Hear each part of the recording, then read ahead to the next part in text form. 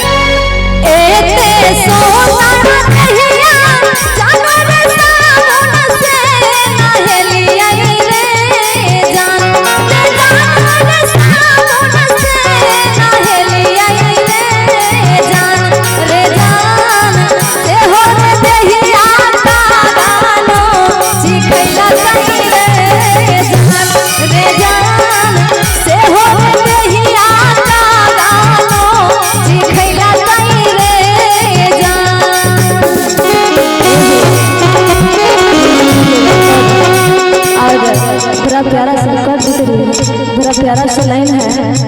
कागा नोची खेल के दे जा। आप कह रहे होंगे कि कागा नोच कैसे खाए, हमारे तो इतना सुंदर दहिया है,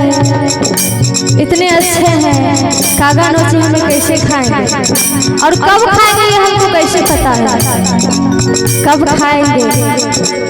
जब एक दिन सबका समय होता है, जो जन्म लिए हैं उनका अंत जरूर होता है और वो उस वक्त की है। कागा नोची खेल के रिजन कौन कर रहे हैं जब हमारे देश से आत्मा छूटती है और वो कह रहे हैं क्या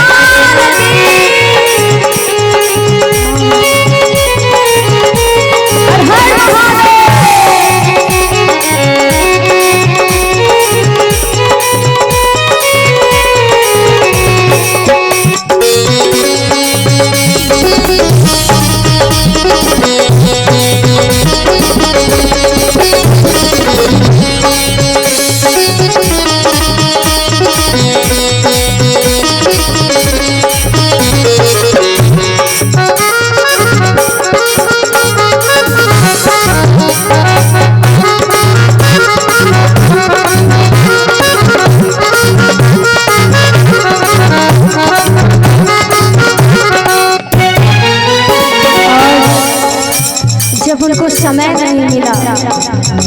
भजन करने के लिए, बाल बच्चे संभालने में कुछ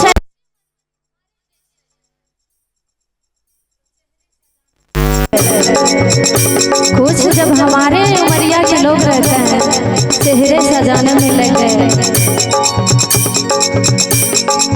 भजन कभी ये नहीं, जब माँ बाप शादी ब्याह रचा दिए तो बाल बच्चे की परिस्थितियां देखने लग गए कि हमारे बेटा कैसे हैं, बेटी को पढ़ाना है, फलाना ने घर बना लिया, उससे अच्छा हम अपना घर में टाइल्स लगवाएंगे भैया। सभी कह रहे हैं, उनको वही डिसाइड करने में समय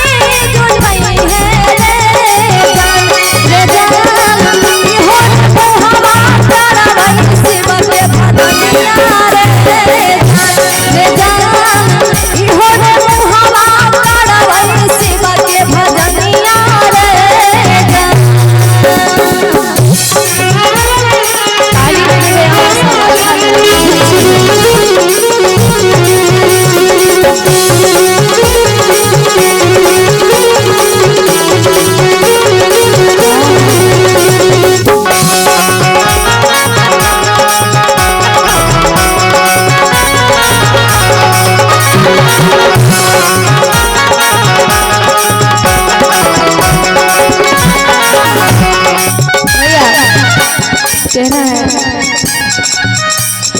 प्यार के कागज पे, प्यार के कागज पे दिल की कलम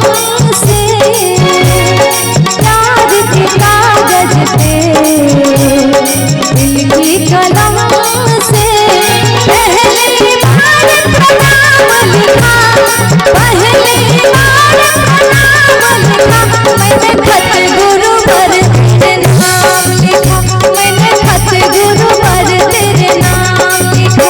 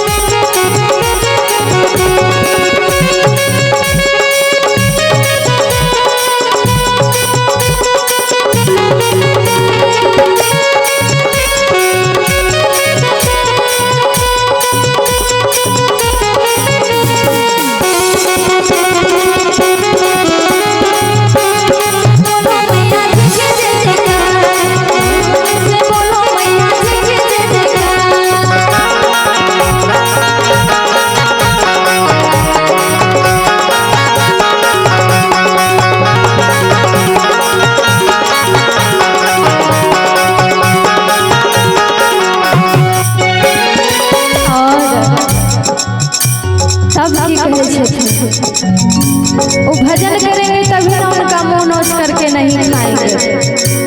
भजन तो किए नहीं, उस मुंह से चुगली चपाटी से छुट्टियां नहीं मिली, तो भजन करेंगे तभी ना छोड़ देंगे, जब मुंह खा गए उसके बाद क्या कर रहे हैं।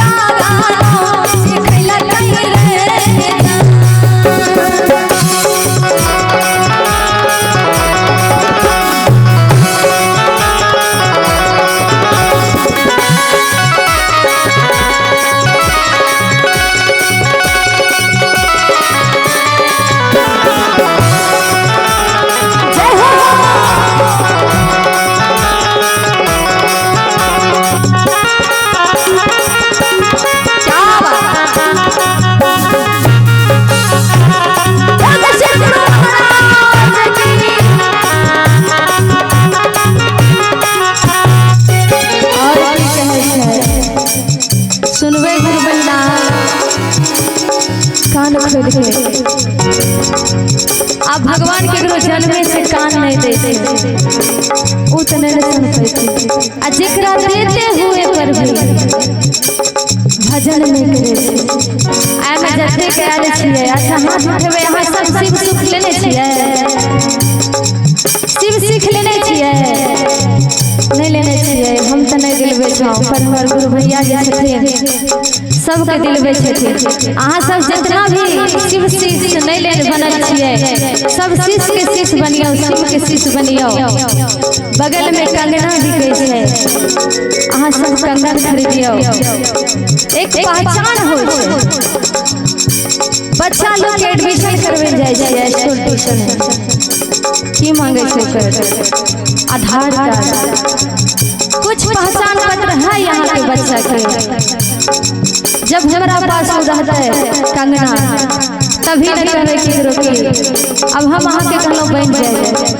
अब हमरा कहते हाँ हाथ में कंगने नहीं छे हमरा कैसे शिव चर्चा में जाऊ शिव के गुरु बना दियो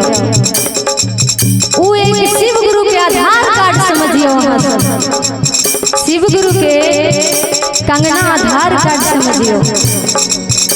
तो जतबे के नहीं लेने छलिए अहाँ सब गोटा के हाथ में कंगना जरूर पहनबे सब ले लेबे और देखे होबे हम नहीं पहनने छिए हमरा हाल ही फिलहाल में टूट गेल छै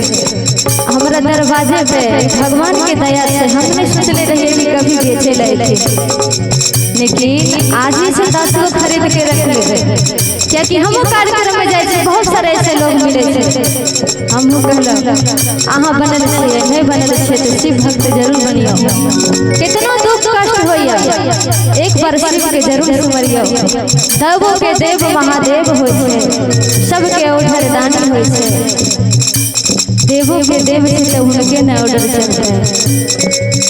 तीर लोग में उनके ही ऑर्डर चले छे हुनका से बढ़ के कोई नहीं छे तो कहे छे एते सुंदर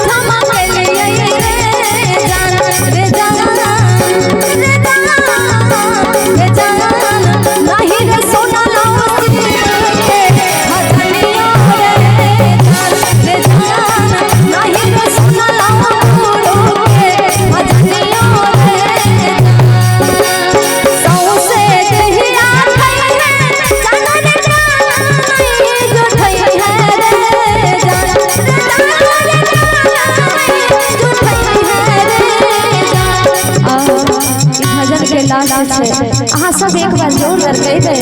साथ में कहबे रे जान रे जान सौसे दहिया लाई है कान के नहीं जिठई है किया कि अगर मौका मिलते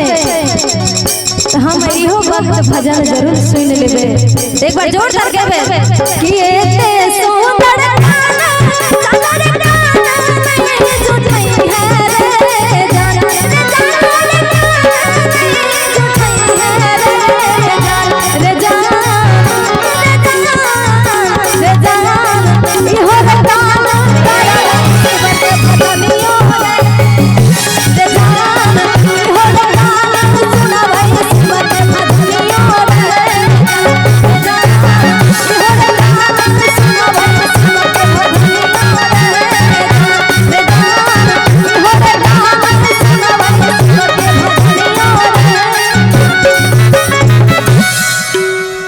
बार जोरदार ताली बजे देवे। हर हर महादेव।